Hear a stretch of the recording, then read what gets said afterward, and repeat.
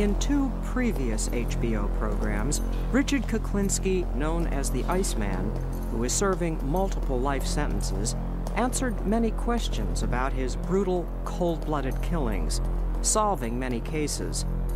But the unanswered question remains: why?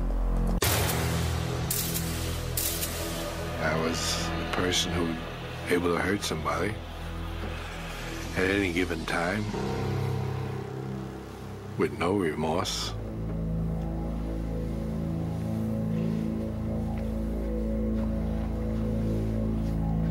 And who could do it over and over again without it bothering them. Did you think of yourself as an assassin? Assassin? Sounds so exotic.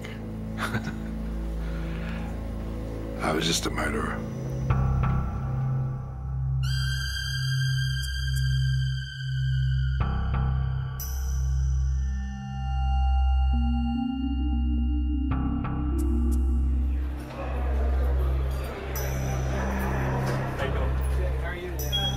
In July of 2002, HBO invited Dr. Park Dietz, a world-renowned psychiatrist and consultant to the FBI, to search for an answer to the mystery of the twisted criminal mind of Richard Kuklinski. With the Iceman's cooperation, Dr. Dietz spent 13 hours over 4 days talking with him to try to understand this human killing machine. If I understand you correctly, you're positive you killed more than 50 people, and Definitely. You think you probably killed more than 100 people. Definitely. You're sure of that one? Definitely. But not sure it's more than 200? I wouldn't say definitely to that. Maybe yes, maybe no. I would say less than 200 people. Well, you tell me. It's not less than 200 people. You killed more than 200 people. Sure. Yep. I killed, basically, 100 people when I was a young man, before I even knew anybody. Too much. One part of my life, I killed people for nothing. Just for somebody to look at me wrong, I would kill them. Stab them, shoot them. You tended to shoot people up close and personal. Definitely.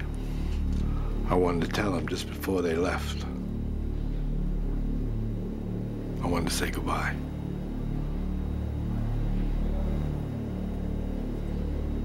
Did you like to look them in the eye? I wanted them looking straight at me. This was a long way away, the distance we are now. We were closer. What did you want them to think as they died? Just see my pretty face.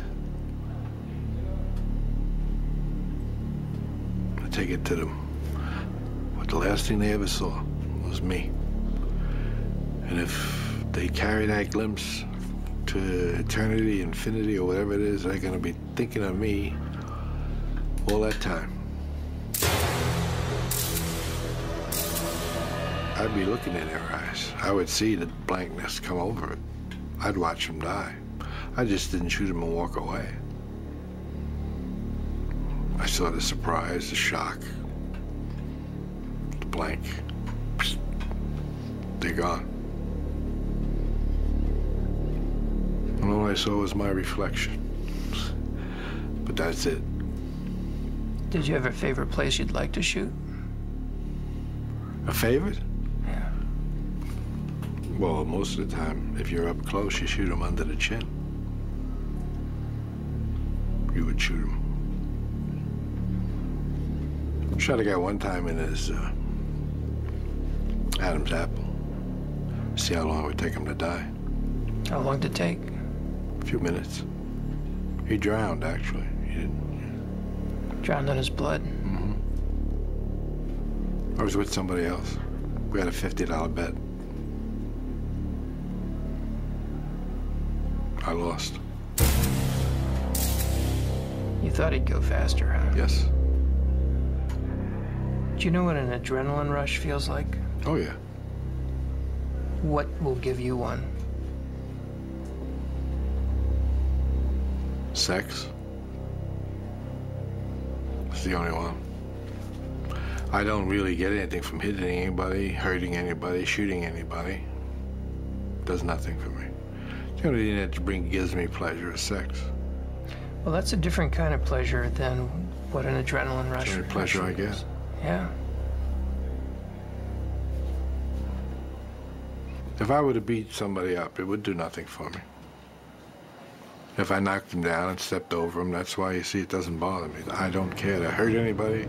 It does nothing for me. Killing someone else.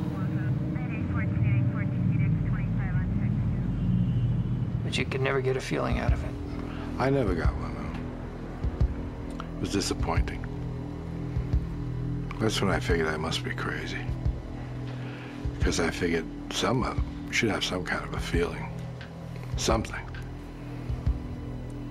The Iceman's sessions with Dr. Dietz reveal that even at the age of 10, Richard Kuklinski was already showing signs of pathological behavior. How were you with animals at that age? Deadly. Cats, dogs? Cats, dogs. I used to tie two cats' tails together. I drove over a clothesline and watched them rip each other apart. How long does it take? Not long. Did they both die? I don't know. I never stood around to see the final thing. I would say eventually they both died because they were both pretty well tore up. Gotta be noisy. It was quite noisy. What else would you do with cats? Well, we had the incinerator in the projects there. So I threw a cat in the incinerator. Then I threw a book of matches in there. And through the door, I watched the fire get bigger and bigger, and this cat was running around, trying to get away. Eventually, the fire got too big for him, and he didn't run anymore.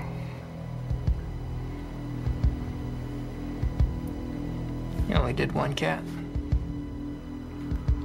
No.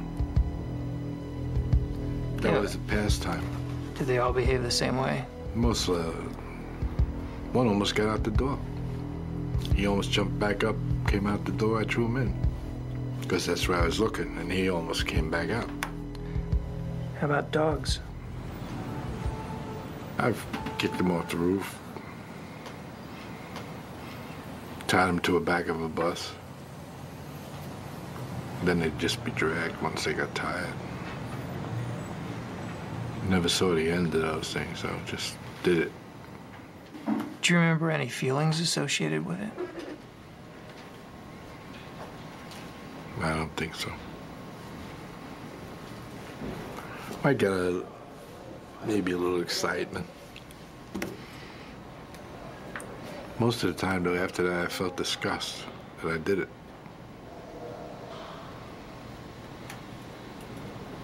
Because I didn't really do anything that took any kind of a challenge.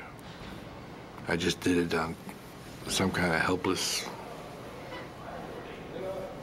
nothing. They couldn't stand up to me anyway. And you'd be alone when you did this? Yes. Did you say you were bored? Mm-hmm. Is that mostly what it was about, fighting the boredom? Probably. When you had nothing to do, so look for some, break the monotony. Richard's father, Stanley, was the adult who had the most impact on his childhood. It was from him that Kuklinski learned how effective violence could be. What's the worst beating you ever took from your old man? I don't think there's much difference in any of them. They were all pretty bad. He left his mark on me, pretty much. And he did most of that before you were, what, 11? Yes, I was young. And was that worse when he was drinking? With Stanley, it didn't really matter whether he was drinking or he wasn't drinking. He was a nasty son of a bitch, and he always will be until the day he died. And even when he died, he was a nasty son of a gun. Did you go to his funeral? No, I didn't. Was there one? Yes. I didn't like him in life. Why would I want to go see him in death? I was glad he was dead. How about your mom? How was she? Over the years, I got to dislike my mother a great deal. But now that I have more time to think about it, she was just a victim of her own life. As a kid, how did you see her? Hateful. Disliked her a great deal. She didn't believe in sparing a rod either. I mean, she used to hit me with a broomstick if I did something wrong. Where would she hit you? Wherever it hit.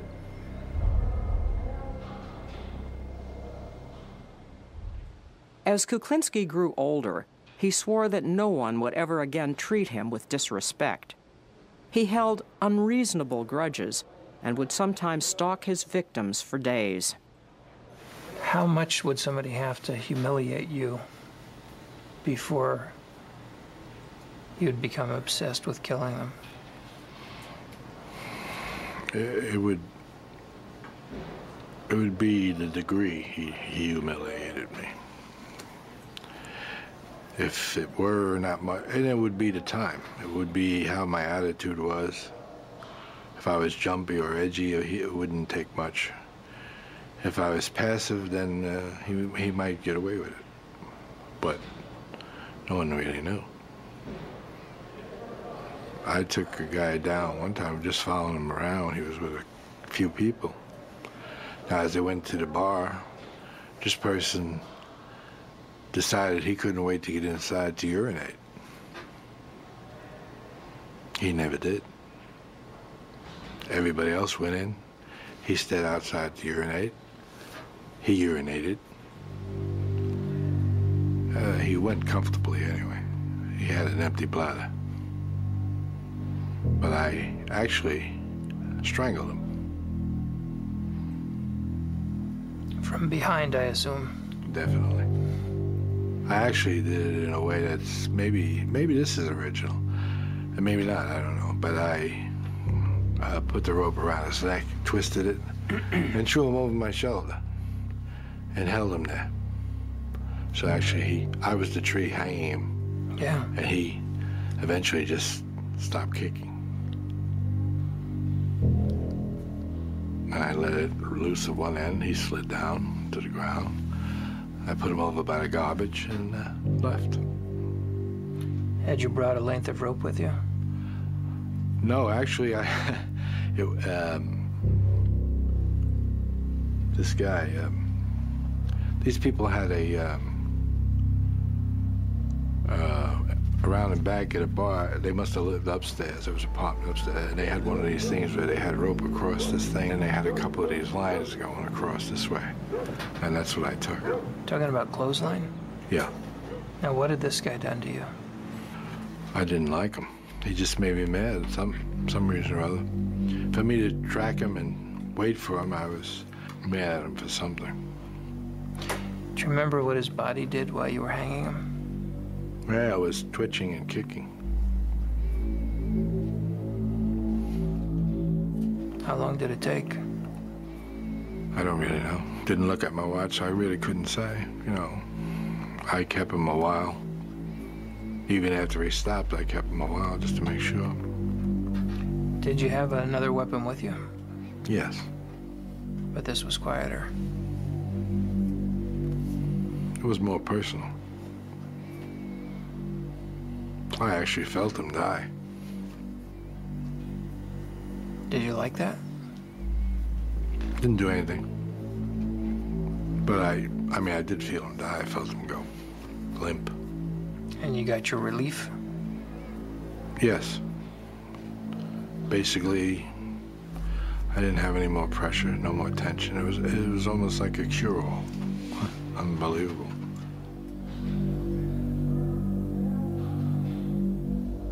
Kuklinski's early years were plagued with a hair-trigger temper. If he had a problem, he solved it the only way he knew how. I was driving in Georgia one time, and we were riding down the road, and there was a couple of vans running around, and they were hooping and hollering there. I guess they were having a good old time and maybe drinking and whatnot. They decided, I guess it was interesting to play with a guy from New Jersey, and they started to click-clack and with their vans and push me here and push me there off the road, and they were running in and out, and what their problem was, I really don't know. Never did know. But it came to a point where I got extremely mad about that, and but it was silly of me because I was away from home. I had no backing. I had no problem. I only had one weapon, which was in the trunk, which was a .357 with a hair trigger. So I stopped the car and got out, opened the trunk. I had the release in went in the trunk and took the .357 and just stood there. Now, apparently their eyesight mustn't be too good, because I don't think I'd walk up on a guy with a .357 standing by his side. But these fellas did.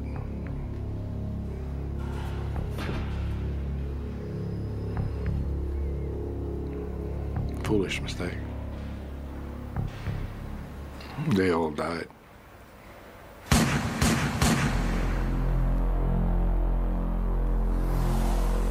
And I didn't even know them. How many? There was a few of them.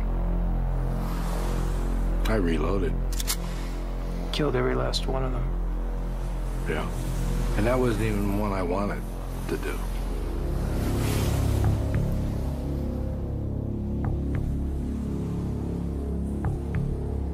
Do you think that what they did was a capital offense? What they did? You mean playing with me? Yeah. Well, they could have killed me. Well, they ran me off the road and I died.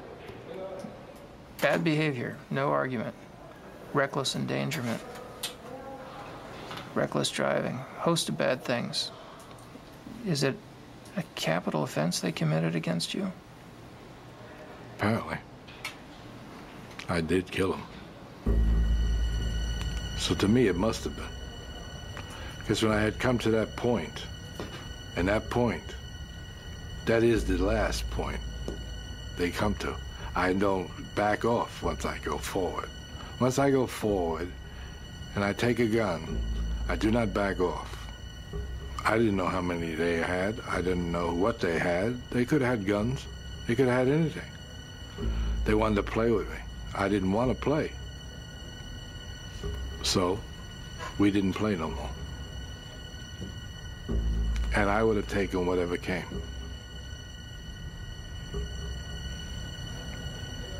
You almost made me mad.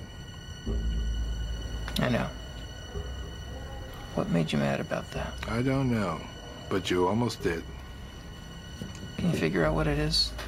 No. Try to look at it. Look at what made you mad there. I don't know. I think it must have been something you said. Yeah. Obviously, but I don't know what it was. Could it be that I was challenging you and it sounded judgmental? Could be.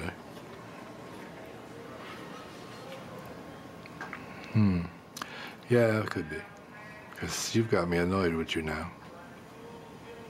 Yeah. That's the truth. How mad are you? Not bad. Pretty. I feel a little flushed. So that means that I've reached a point in my life that I'm a little annoyed. What would you like to do? Doesn't matter. I don't think it's gone to the point that I'm actually gonna do anything stupid. just curious to myself why it happened. I don't know why it happened. I'm actually almost glad it did happen because you had a chance to see something, but I don't know why it happened. Did you feel I was criticizing you? Yes. Is that what did it? I think so. I think that's the part that did it. Who used to criticize you the most? Of course, my father. Yeah. In his 20s, Kuklinski's proficiency at remorseless killing caught the attention of the mafia, and he graduated from the impulse murders of his youth to his new career as a contract killer.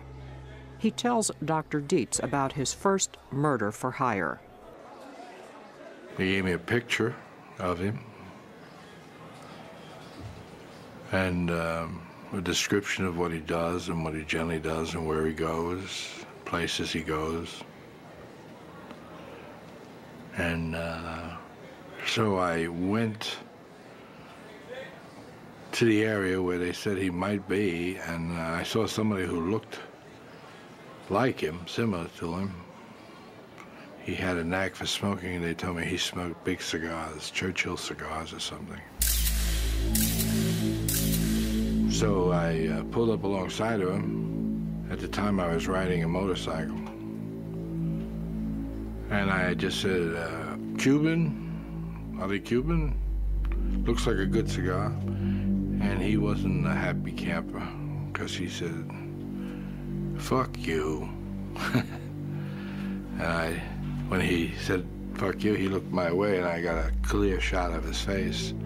It was a picture I had of the man they wanted, and I said, nah, don't fuck me, fuck you. And I just took this weapon out and blew his head off.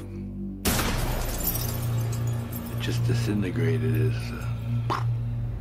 like you see a pumpkin get hit with a shotgun or something, they just spread out. And that's what happened. And light turned green about the time I shot him, and I left. Does it give you any response in your guts to see a man's head explode? It surprised me a lot. A response in my gut. What kind of response do we want? I don't know. I don't have any response. Most people, when they see horrible things, if they see somebody badly injured, certainly see something that awful, have a visceral reaction. They feel nauseated. They may want to vomit. It makes them very uncomfortable all over real fast. Did you get anything? No, it's a good thing I didn't have to vomit, because then I would have had real problems on that motorcycle. But I didn't have that problem. I didn't have any sickness, dizziness, or upset stomach or anything like that. It helped you adapt and cope not to care. Definitely. Not to care is much better. Because it's a weakness to care. That's right, it is.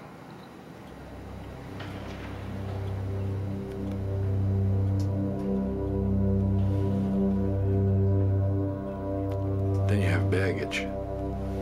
When you care, you can't just move. You have to worry. And you got something to lose. That's right. By the late 60s, the Iceman had become one of the mob's most efficient contract killers. His most brutal murders took place at the Gemini Lounge in Brooklyn, a favorite hangout for the mafia. Dismembering bodies, did that turn your stomach? I don't think so. I remember having pizza one day while we were doing something like that. Pizza in one hand, chainsaw in the other? No. I didn't like chainsaws. That's another fable that they've come up with, that I use chainsaws. See, chainsaws are messy. Yep. All you get is all over me I have these little pieces of meat. Now that's a pain in the neck if I use chainsaws. Now, would I want to ruin a good shirt with a chainsaw? That would be downright stupid. And I definitely have the wrong. I don't think I could walk around with bits of meat hanging off me or bits and pieces of somebody's body hanging off me. I would probably smell a little bit bad also at that point. So what's a better way to dismember Just a a body? knife. A butcher knife, you know, you cut it around the bone and a little slice here, a little slice there, and wrap it, ship it. Do you understand that most people can't imagine doing that to a human? Sure. I can understand that a great deal. I can't understand why I can. Did you have to cultivate that ability, or is that natural for you? I don't know. I don't recall. I did it. I don't recall when I started doing it or why, or the feeling I had when I did it. I don't know. Jeffrey Dahmer told me that when he I cut know. bodies apart, Yeah. it repelled him. He found it horrible. He had to get himself drunk to overcome that Stink. natural revulsion. Yeah. It's because it's disgusting. Yes, it is. But to you could just do it, no feeling. No. The smell sometimes was annoying, but I would put cologne on. I would generally put cologne across here, so I could smell the cologne a lot better than I could smell anything else. Canoe or something like that was always nice. Now you're dating yourself with that. But it was still nice. What else would you use for the smell?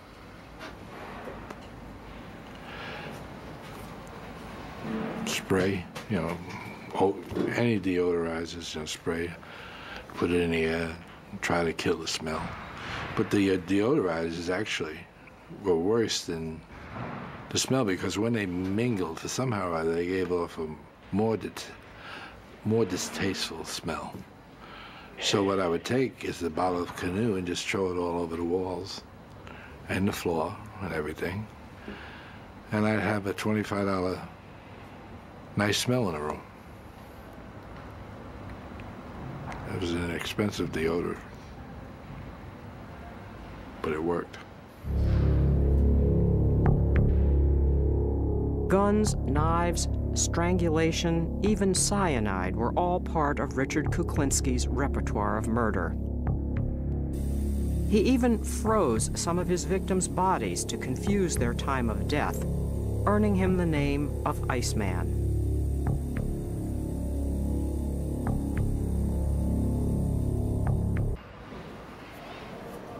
I beat a guy to death one time. I had blood in my shoes. His blood in my shoes. It just goes on that way. Had to throw all my clothes away. Here I was driving a big Lincoln Town car with butt naked. Had a sheet wrapped around me.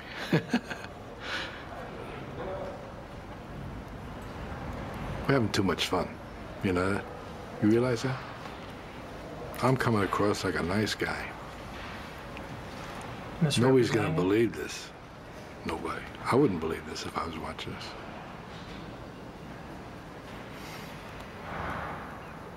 Because I'm the furthest thing from a nice guy. I am what you call a person's nightmare. Because of the way I project myself, people think they can get by. And then all of a sudden, when they wake up, it's too late. They already hit the stop sign. And that's a dead stop. But there have been people you've been good to, aren't there? Not many. There have been people. I don't know what you consider good. Your interpretation of good might be different than mine. I don't know. What do you mean good? Well, how do you think you were with your kids? Oh, the kids.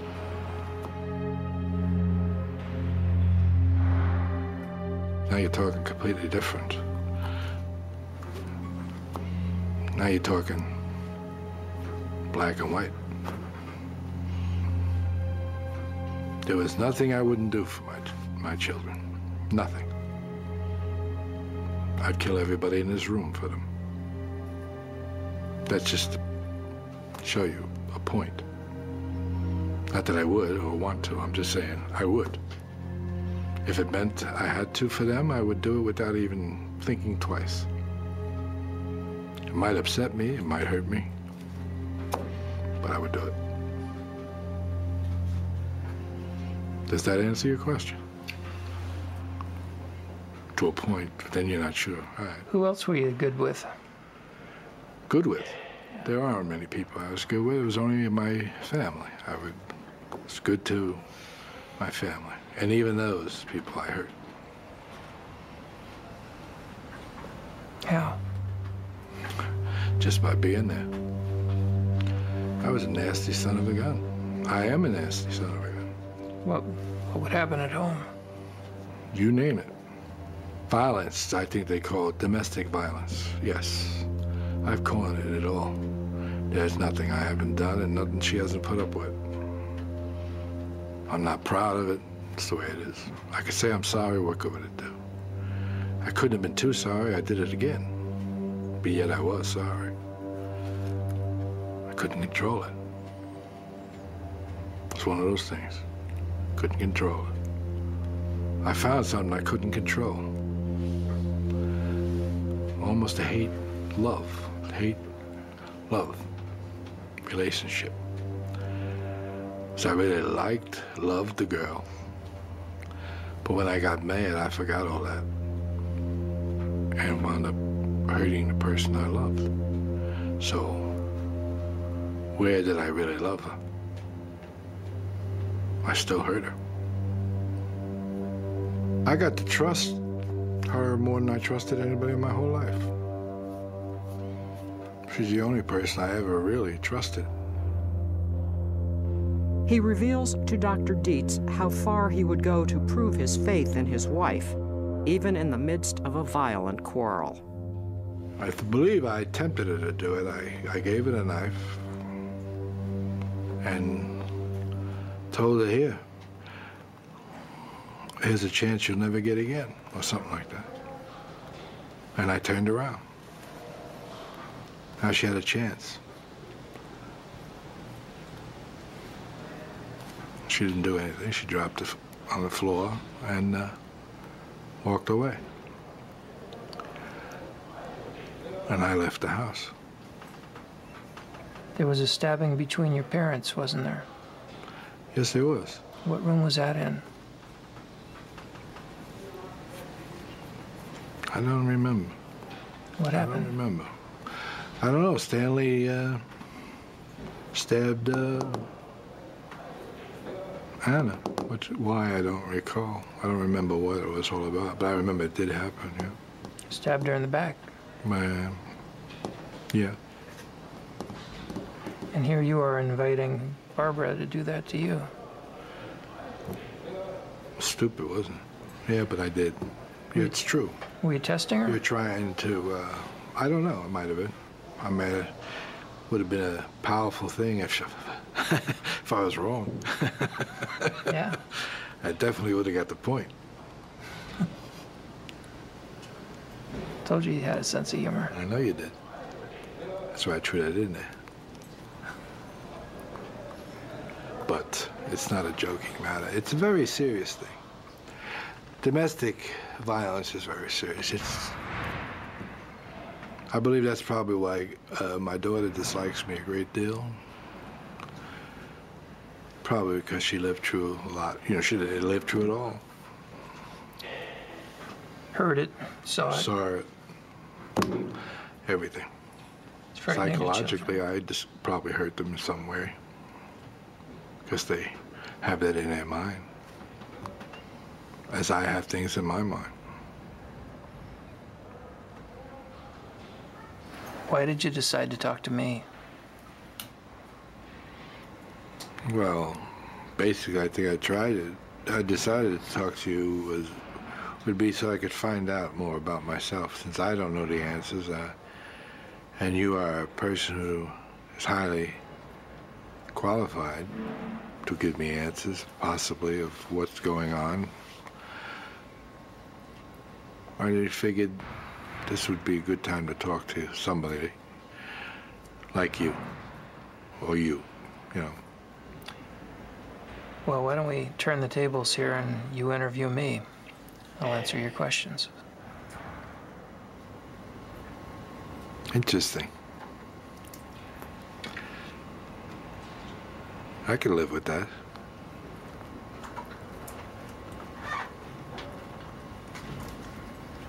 Just so happens I might have a question for you.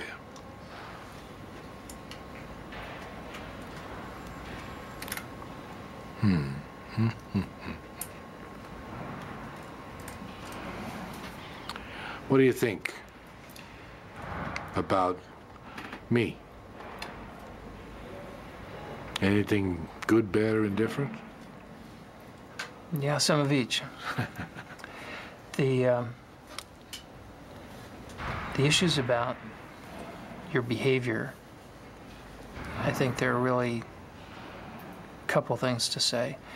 The things that I'm most sure of, based on the information you've told me, are that your principal problem has been a warp in your personality. And we classify personality according to different types. And there are two types of personality features that you have a great deal of. The first of them is called antisocial personality disorder.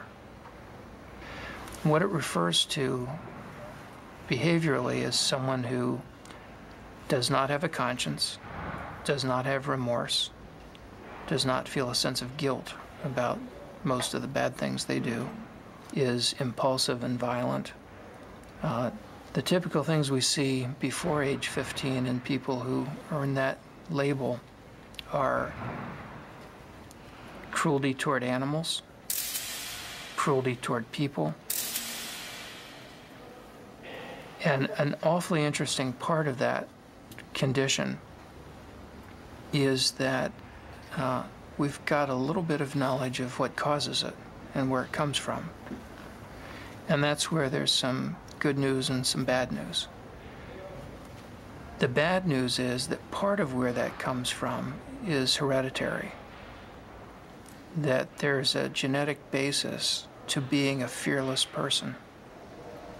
And you've told me about how rarely you have any experience that even begins to resemble nervousness or fear. It takes extreme things to make you have a sense of impending danger. Normal people get fearful about a wide variety of things frequently and would be beside themselves with the kinds of experiences that you had on a weekly basis. You couldn't have done the things you did if you were capable of ordinary fear.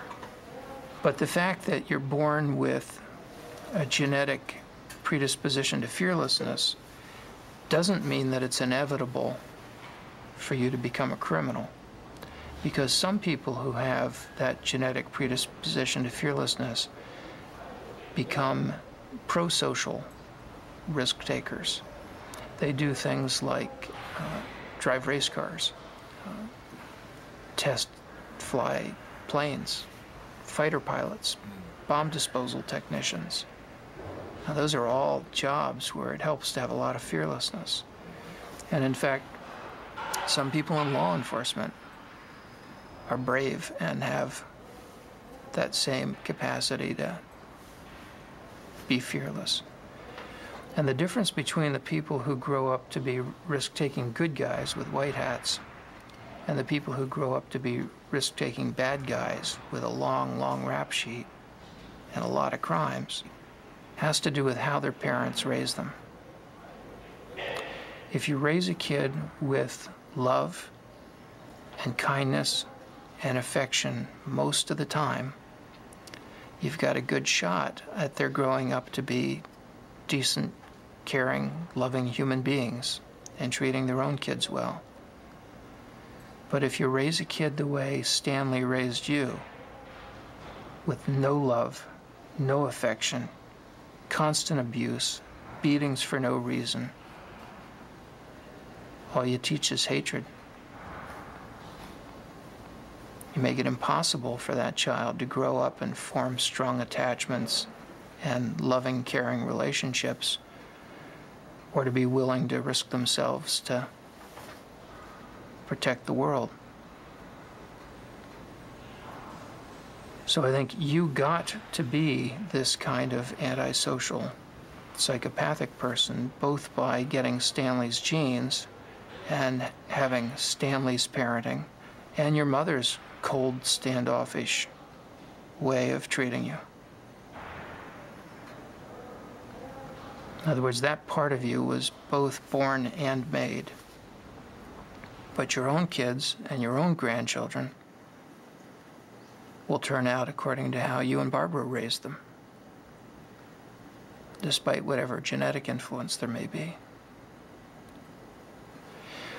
The other thing that I think is true about you is another personality style, where I think it's fair to say that you've got the features of what we call a paranoid personality disorder.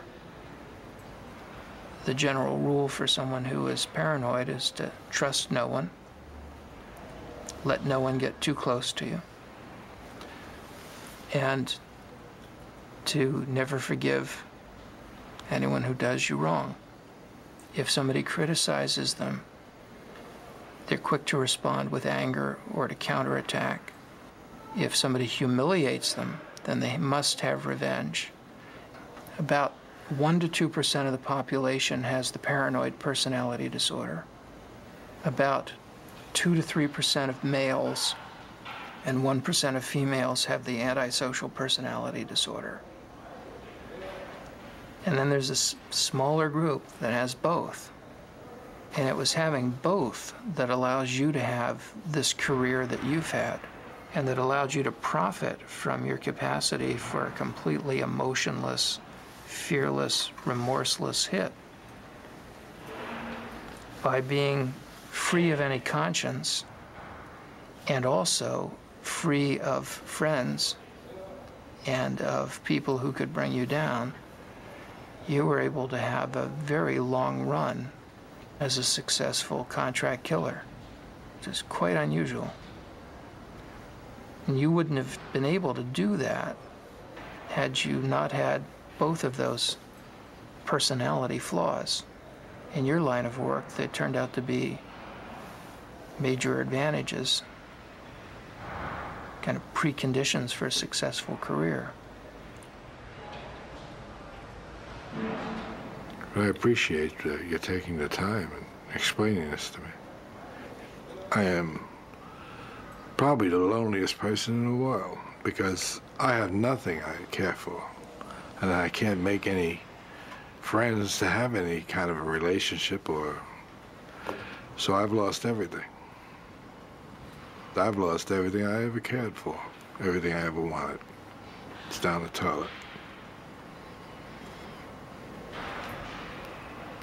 Since there is no love in my life, I must have something to replace it, so I replace it with hate. Constant hate. Constant reminder to hate. What's that do for you? Keeps my left foot going in front of my right foot. Keeps me moving. Without it, I would probably just plop down someplace and have no reason to continue. Is that all you've got left is hate? That's all I've got left. Everything that I ever cared for is gone. Everything I ever liked is gone. Everything that meant anything to me is gone. So hate. That's all you started with, too. Then I've come full circle. It's time for me to die.